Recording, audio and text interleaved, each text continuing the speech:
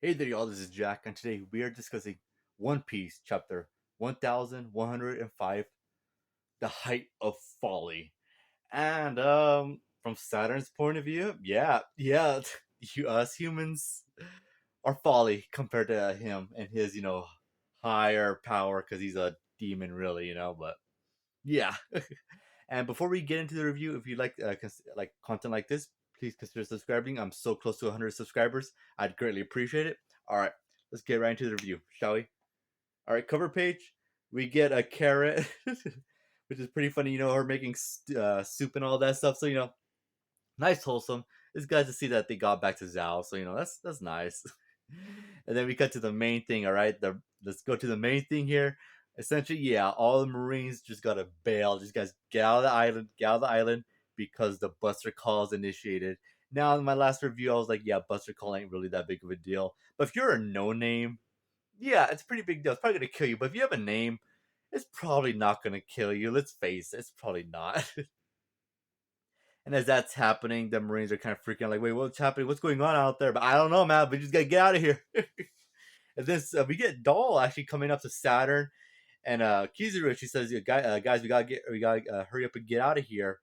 And Saturn's just like, "Kizuru and I shall remain on this island. Begin the barrage as soon as possible." And she's like, "Wait, what?" And Kizuru, all he says is just, "Go." And she just says, "Yes, sir." Does she have a crush on him? Maybe. I don't know. I know there's people out there that ship him already. And then we got good old Vegapunk just coming up to them and says, "I thought you were only after my life. Is that enough to end this madness? Why are you doing this, Saint Saturn?" Calling him a saint as you see this giant demonic spider standing over him. It's crazy. As he says, the most cutting edge research of all the scientific fields can be found on Egghead. Destroying it will set us back an entire century. Please call off the Buster Call. Kizuru, I'm begging you. Kizuru just kind of looks away, which I can't blame him because remember him and Vegapunk actually are pretty good friends. And Kizuru at this entire time has been trying to kill him.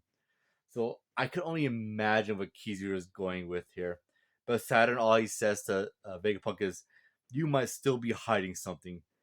Perhaps something that could hinder the world government. Either way, we have no need of your further advancements." And Vegapunk just starts breaking down, says, "But what about humanity?" As he just, starts almost breaking down into tears. And good old Saturn, being even more evil than he needs to be, he says, "That reminds me, the ship that left yesterday. You should know I gave the order for it to be destroyed." And Vegapunk's like, "Wait, what?" And yeah, Saturn's like, "Yeah, I don't know. You probably could have someone on that ship that could have, snuck information off about the Void Century." And Vegapunk's just watching as he just kind of snaps at Saturn and says, "How could you? They had nothing to do with this." And Saturn's like, if you didn't look into the Void Century, if you just kept your curiosity in check, none of this would have happened, Vegapunk. None of this would happen. This is all really on you, which is like the gall on Saturn. I get where Saturn's coming from. Birds? I get where Saturn's coming from. Like, yeah, birds. Yeah, I get where Saturn's coming from. Saturn's like, yeah, this is your own fault. Essentially, like, yeah, you looked into the Void Century, and this is protocol, man. If you look into the past, yeah, you're gonna be killed. You and everyone that's involved with that. Still messed up. Saturn is an evil, evil creature, and I honestly don't like. I assume he's human. I assume he's human, but he's immortal. I believe the theory that he's immortal through a lost fruit, the fruit that Law has that could give you immortality. And I think at that point, Saturn and the rest of the Gorosei do not consider themselves humans anymore, since they could live forever. I think he was born human. I think that's why he has that elderly form, because that's when he became immortal. And yeah, he just let all that power go to his head, where he's like, yeah, yeah, you humans, I'm not even a human anymore. You're all folly. And then we cut to the Marines essentially just running back to their ships, and the pacifist Mach 3s are getting ready to to get ready to bombard the area. And as we cut to the Straw Hats, where Sanji's telling everyone, you guys gotta get out of here. He's telling Bonnie, you guys gotta get out of here, as Atlas is carrying Kuma's body. And Bonnie's like, yeah, but what about Vegapunk? And Sanji's like, don't worry, don't worry, Bonnie. I'll make sure Vegapunk, he's safe. And then he radios Nami, which is cool to see because we haven't seen them in a while. As we get them, just essentially saying, yeah, everything isn't going as planned. The robot that was gonna carry our ship out of here was destroyed, but Lilith and Brooke are have a plan to get our ship out of here, which is actually a pretty decent plan. Where Brooke uses his ability to like make ice thanks to his soul fruit to just cover the area, which I believe is on the cloud area, to make it all ice, so that way they can just slide the Sunny. Good idea, but they do kind of bring up a comedic moment here between them two.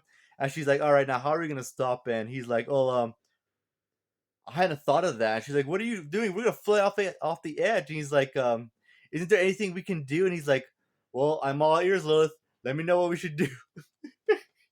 I get it. It was pretty funny. I got a good laugh out. I was like, okay, that's pretty funny. And then right here, yep, the Buster Call officially begins. They start their bombardment, and all the pacifists start unleashing lasers all the way across the island, just start annihilating everything. And Vegapunk, all he could just do is watch, as he says, all he says is just egghead. All his research and everything that could benefit humanity, because Vegapunk, he is a scientist that wants to benefit humanity. He wants to do everything for the betterment of humanity. But to Saturn is like, well, I mean, you took a peek at the Void Sentry, so it's your fault, man. I hate Saturn, man. I know Saturn's gonna die in this arc. Here's a question for you guys: do you guys think Saturn's gonna die in this arc? I personally think so. I could be wrong though, but let me know what you guys think. And then we cut to Atlas as they're getting the escape capsule. They're getting ready to go out, and as they're in there heading out, Kizaru immediately goes up to right where they're passing by the tubes, and he uses Amano Morokomo and just slices the capsule in half. And of course, he misses everyone in that capsule, so obviously they're all still alive. I mean, yeah, Kizaru, you're an admiral. You should be on point, but Oda's like, don't worry, guys, I'll save you. Come on. And then we also get a part where Saturn like kind of tells Vegapunk, where that yeah, when your friends left, yeah, I had it destroyed, and Vegapunk was angry about that. That's smart of Saturn. Okay, obviously, no, that's really evil, to be honest, but that's smart of Saturn to do something like that, to think ahead and be like, okay, yeah, there's possible that some of those people could be carrying that information about the Void Sentry. Destroy it. I've had people in my past comment section say, no, Saturn's meant to be dumb. Saturn's just inconsistent. Anyway, and then as they're falling out of the sky, we see Sanji just bolting right towards Bonnie. He's trying to go help them. And yeah, Saturn's like, all right, pacifists, aim at Bonnie and Kuma and just blow them out of the sky. And as that's happening, we see Kuma actually wrap his arms around Bonnie. Again, parental instinct. I really like that for Kuma, that he's still, even in this damaged state, he's still willing to look for his or still look after his daughter. And I honestly don't know if Kuma's gonna die. I can see him dying in the future, but now in the next chapter, I don't see it, man. Excuse me. I don't see it. I think Kuma still has pretty dang good endurance.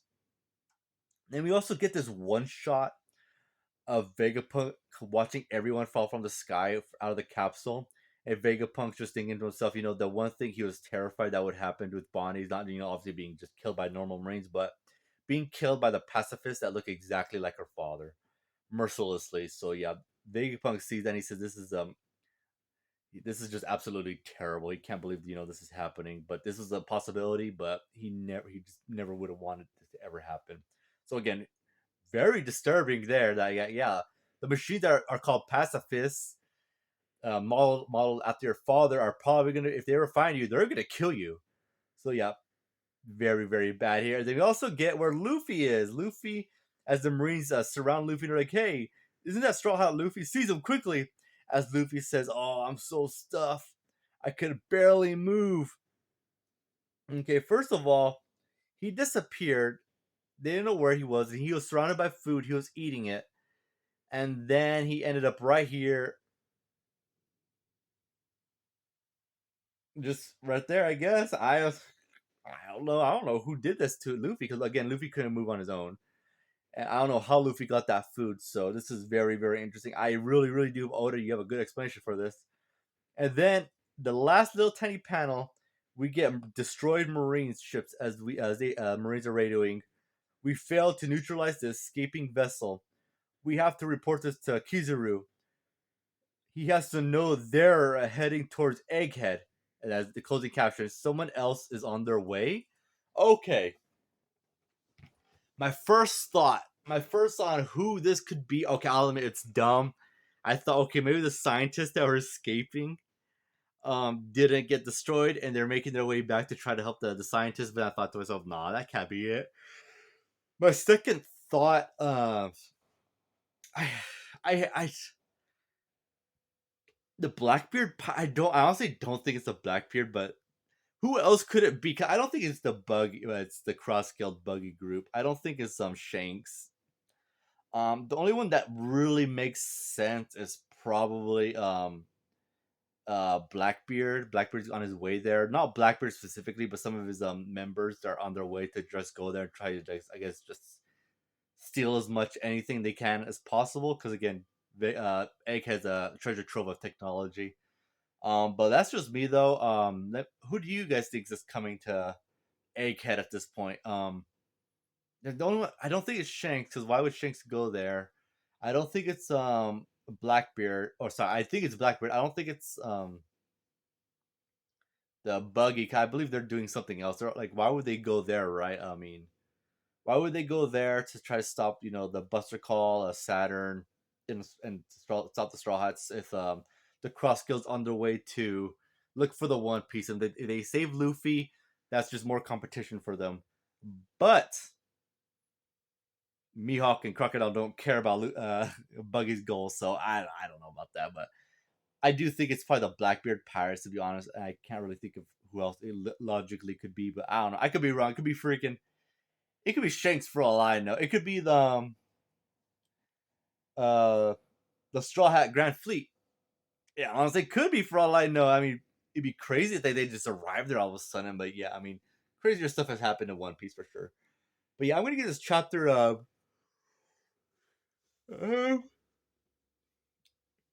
I liked most of it for the most part, so probably a 7 out of 10. I really liked it. The only really thing I was like, I didn't really like too much is the fact that when Kizaru sliced at the capsule and he hit no one important.